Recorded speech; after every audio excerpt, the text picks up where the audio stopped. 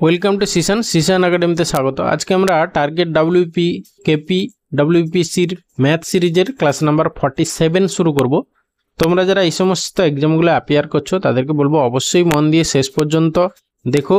যদি ভালো লেগে থাকে তাহলে একটা রিকোয়েস্ট করব, একটা লাইক করো, বন্ধুদের সঙ্গে শেয়ার করো, আর যদি চ্যানেলে তুমি নতুন হও তাহলে অবশ্যই সাবস্ক্রাইব করো। ওকে, চলো লেট স্টার্ট। দেখো ফার্স্ট কোশ্চেন কি আছে বলেছি, একটি ঘরের ক্ষেত্রফল হচ্ছে গিয়ে 273 বর্গমিটার। দৈর্ঘ্য 5 মিটার বেশি হলে ক্ষেত্রফল হচ্ছে 338 বর্গমিটার। তাহলে ঘরটির দৈর্ঘ্য কত? তাহলে আমরা ধরে নিই ঘরটির দৈর্ঘ্যপ্রস্থ এক্স ওয়াই ধরে নিলাম। তাহলে X into Y equal to হচ্ছে গিয়ে 273। ওকে, এবারে বলেছে দেখো দৈর্ঘ্য যদি 5 মিটার বেশি হতো তাহলে দৈর্ঘ্য কত হতো? এক্স প্লাস 5 হলে, হ্যাঁ সেক্ষেত্রে এত ইন্টু হচ্ছে গিয়ে প্রস্থ একই থাকতো, ইকুয়াল টু হচ্ছে গিয়ে 338। ওকে, তাহলে এইখান থেকে আমাদের এক্স ওয়াই এর ভ্যালু বের করতে হবে। দেখো ওয়াই এর ভ্যালু আগে বের করে নেব। কি করে দেখো, তোমার এখানে গুণ করো। তাহলে এক্স ওয়াই প্লাস হচ্ছে গিয়ে 5y ইকুয়াল টু হচ্ছে গিয়ে 338। ঠিক আছে, তাহলে দেয়ারফর 5y ইকুয়াল টু কত হবে না হচ্ছে গিয়ে 338 থেকে দেখো এক্স ওয়াই এর ভ্যালু কত 273, বাদ দিয়ে দেবো। তাহলে বাদ দিয়ে দাও, তা হচ্ছে গিয়ে 338 মাইনাস হচ্ছে গিয়ে 273, বাদ দিলে হচ্ছে গিয়ে 8 থেকে 3 গেলে 5, আর এখানে হচ্ছে গিয়ে 13 থেকে 7 গেলে 6। তাহলে এখান থেকে আমরা পেয়ে যাচ্ছি ওয়াই ইকুয়াল টু 13 5 65 মানে 13। ওকে, তাহলে দেয়ারফর এখান থেকে দেখো এক্স এর ভ্যালু মানে দৈর্ঘ্য আমাদের চেয়েছিল, তাহলে এক্স ইকুয়াল টু হবে গিয়ে 273 বাই হচ্ছে গিয়ে 13। কাটাকাটি করলে তাহলে 21 হচ্ছে গিয়ে আমাদের দৈর্ঘ্য, মানে অপশান ডি অ্যান্সার। ওকে, এরপরে আসি কোশ্চেন নাম্বার 2। কী বলেছে দেখো, বলেছে রামের আয় শ্যামের আয় অপেক্ষা 25% বেশি। তাহলে রামের আয় অপেক্ষা শ্যামের আয় শতকরা কত কম? ঠিক আছে, রামের আয় যার সাপেক্ষে সেটাকে 100 ধরে নাও। রামের আয় দেখো শ্যামের আয় অপেক্ষা বলেছে, তাহলে শ্যাম ইকুয়াল টু তুমি 100 ধরে নাও। শ্যামের আয় ধরে নিলে 100 ইউনিট।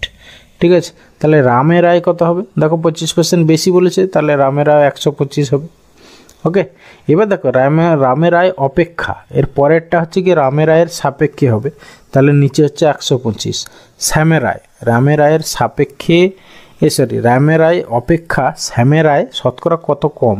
দেখো কত কম? 25 কম। তাহলে হচ্ছে কি 25 বাই 125 ইন্টু 100 করলে যা হবে সেটা অ্যান্সার। 25 5 125, 5 20 100, তাহলে ইকুয়াল টু 20% কম। 20% কম মানে অপশান ডি অ্যান্সার। ওকে, এরপরে আছে কোশ্চেন নাম্বার 3। বলেছে একটি দ্রব্যের বাজার মূল্য হচ্ছে 80 টাকা, 68 টাকায় দ্রব্যটি বিক্রয় করলে ছাড়ের হার কত? ঠিক আছে, আচ্ছা তোমার হচ্ছে গিয়ে 80 টাকা ছিল তার বাজার মূল্য, 68 টাকায় বিক্রি করেছে, তাহলে ছাড় কত দিয়েছে? তাহলে ওখানে হচ্ছে গিয়ে তোমার 80 থেকে 70-এ আসতে 10 2 12 টাকা ছাড় পেয়েছে, তাহলে ছাড়ের হার চেয়েছে। তাহলে 12 বাই হচ্ছে গিয়ে 80 ইন্টু 100 করলে যা হবে এটাই হচ্ছে গিয়ে ছাড়ের হার। ওকে, তাহলে এটা 0 0 4-এ কাটো, 4 2 8, 4 3 12, আর 2 এখানে হচ্ছে গিয়ে 50। ওকে, 5 3 15 মানে হচ্ছে গিয়ে তোমার এখানে হচ্ছে গিয়ে আমরা তো 0 কেটে দিয়েছিলাম আগে, তাহলে 5 মানে হচ্ছে গিয়ে 15% হচ্ছে গিয়ে ছাড়ের হার, মানে অপশান বি অ্যান্সার। ওকে, এরপরে আসি কোশ্চেন নাম্বার 4। দেখো কী বলছে একটি নল কোনো চৌবাচ্চাকে 3 ঘন্টায় পূর্ণ করে ও একটি নির্গমন নল একে 2 ঘন্টায় খালি করে। পূর্ণ অবস্থায় নল দুটি একসঙ্গে খুলে দিলে চৌবাচ্চাটি কতক্ষণে খালি হবে? জাস্ট কী হবে, দুটোর গুণ বাই দুটোর ডিফারেন্স। ঠিক আছে, তাহলে 3 ইন্টু 2 বাই হচ্ছে কি 3 - 2 হচ্ছে 1, মানে হচ্ছে কি 6 ঘন্টায় চৌবাচ্চাটি খালি হবে, মানে অপশান ডি অ্যান্সার। ওকে, এরপরে আসি কোশ্চেন নাম্বার 5। কী বলেছে দেখো, এখানেও বলেছে দুটি নল একটি চৌবাচ্চা যতক্ষণ 25 মিনিট আর 30 মিনিটে জলপূর্ণ করা যায়।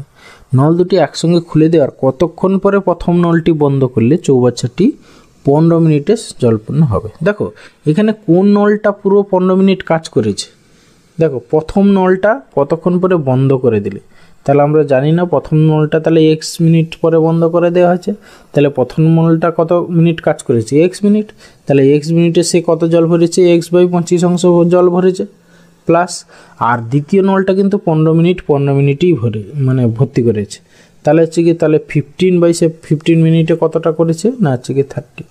ব্যাস এই দুটো মিলেই তো হচ্ছে কি এক অংশ হবে। এখান থেকে এক্স এর ভ্যালু বের করে যা হবে সেটা অ্যান্সার। ওকে 15 2 30, তাহলে হচ্ছে গিয়ে তোমার x/25 ইকুয়াল টু হচ্ছে গিয়ে তোমার 1/2। ঠিক আছে, তাহলে এক্স ইকুয়াল টু দাঁড়াচ্ছে তোমার 25/2। 25/2 মানে হচ্ছে কি 12.5 মিনিট। ওকে, মানে অপশান ডি অ্যান্সার। ওকে, তাহলে প্রথম ননটা 12.5 মিনিট পরে বন্ধ করা হয়েছিল। এরপরে আসি কোশ্চেন নাম্বার 6। বলেছে যদি 30 জন লোক দৈনিক 8 ঘন্টা কাজ করে 720 টাকা মজুরি পায়, তাহলে 45 জন লোক দৈনিক 6 ঘন্টা কাজ করে কত টাকা মজুরি পাবে? ঠিক আছে, আচ্ছা তাহলে 30 জন লোক 8 ঘন্টায়, তাহলে হচ্ছে কি এখানে দেখো M1T1/W1 ইকুয়াল টু M2T2/W2 করে দাও। ঠিক আছে, তাহলে হচ্ছে কি 30 জন লোক দৈনিক 8 ঘন্টা করে 750 টাকা 720 টাকা বেতন পায়, মজুরি পায়। তাহলে 45 জন হচ্ছে কি দৈনিক 6 ঘন্টা করে কত পাবে? ব্যাস এখান থেকে সিম্পলিফাই করো, 0 0। ঠিক আছে, 3 কাটো, 3 15 45, তারপরে হচ্ছে কি 8 কাটো, 8 9 72। ঠিক আছে, তাহলে তারপর কত টাকা মজুরি পাবে না হচ্ছে কি 15 6 90 9 9 81, মানে 810 টাকা হচ্ছে কি মজুরি পাবে, মানে অপশান এ অ্যান্সার। এরপরে আসি কোশ্চেন নাম্বার 7। কী বলেছে দেখো, বলেছে মান নির্ণয় করুন।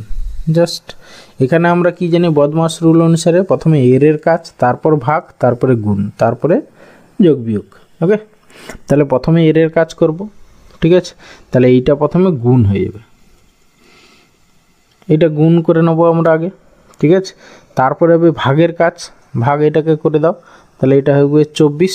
তাহলে দাঁড়াচ্ছে কত দেখো, 10 প্লাস 24 মাইনাস 24। ঠিক আছে, মাইনাস 2 3 6, এই 24 কেটে গেল, তাহলে পড়ে থাকলে হচ্ছে গিয়ে 10 থেকে 6 মানে হচ্ছে কি 4 হবে আমাদের অ্যান্সার, মানে অপশান বি অ্যান্সার। ওকে, এরপরে আসি কোশ্চেন নাম্বার 8। বলেছে দুটি সংখ্যার গসাগু 12 এবং তাদের অনুপাত 3:5 হলে তাদের গুণফল কত?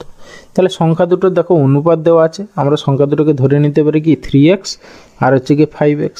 এবার এদের গসাগু কত? 3x আর 5x এর এক্স গসাগু, সেটাই বলা আছে 12। তাহলে সংখ্যা দুটোর গুণফল চেয়েছিল, তাহলে 3x × 5x equal to 3 5 15 x square. X square মানে হচ্ছে কি 12 স্কোয়ার। ঠিক আছে, তাহলে 15 × 1 44 গুণ করো, যা হবে সেটাই অ্যান্সার।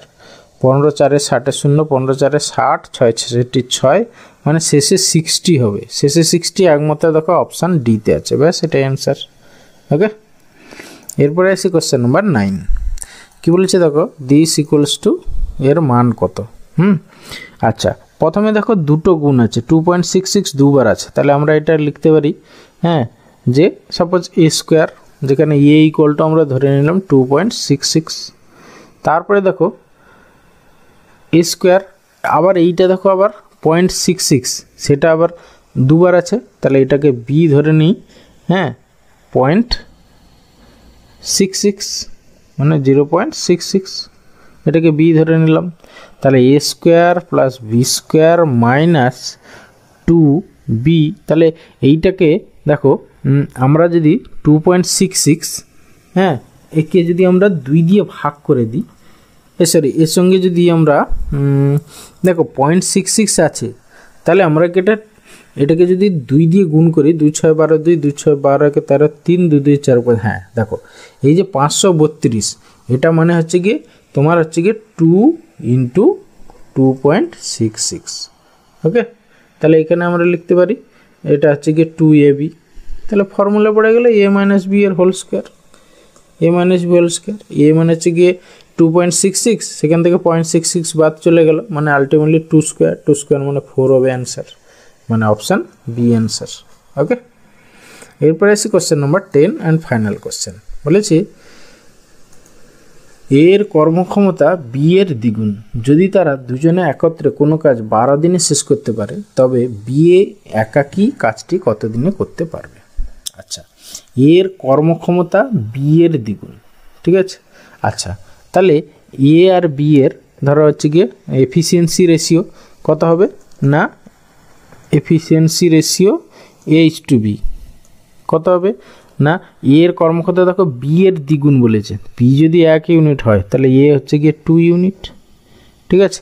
এবার দেখো এফিসিয়েন্সি রেশিও যা, তাহলে টাইম রেশিও তার উল্টো হবে, টাইম রেশিও তাহলে হচ্ছে গিয়ে কী হবে না, হচ্ছে গিয়ে তোমার 1:2 time ratio of A/B equal to হচ্ছে 1:2 হয়ে গেল। তাহলে ধরে নাও এর টাইম হচ্ছে x, ঠিক আছে, আর বি এর টাইম হচ্ছে গিয়ে 2x। এবার দেখো বলেছে না দুজনে একসঙ্গে 12 দিনে কাজ করে, আমরা দুজনে একসঙ্গে কত দিনে, যদি ইন্ডিভিজুয়াল টাইমগুলো জানা থাকে তাহলে তারা একসঙ্গে কত দিনে কাজ করবে, দুটোর গুণ বাই দুটোর যোগ এইটুকু জানি। তাহলে x × 2x বাই হচ্ছে x + 2x মানে হচ্ছে কি 3x, সেইটারই ভ্যালু বলে দিয়েছে কত 12, ঠিক আছে। এখান থেকে বি একাকি কাজটি কত দিনে করে সেটা বের করতে হবে। দেখো বি একাকি কাজটি করো কত দিনে, 2x দিনে, ব্যাস শুধু 2x রেখে দাও, বাকিটা সিম্পলিফাই করে যাবে অ্যান্সার। এই x কেটে গেল, তাহলে দেয়ারফর 2x এর ভ্যালু কত দাঁড়াচ্ছে না, হচ্ছে কি 12 × 3 = 36 দিন। তাহলে বি একাকি কাজটা কত দিনে করবে না 36 দিনে, মানে অপশান বি অ্যান্সার। এখান থেকে আবার শুধু x বের করে আবার 2 করতে যেও না, ডবল খাটনি করবো কেন, ওকে।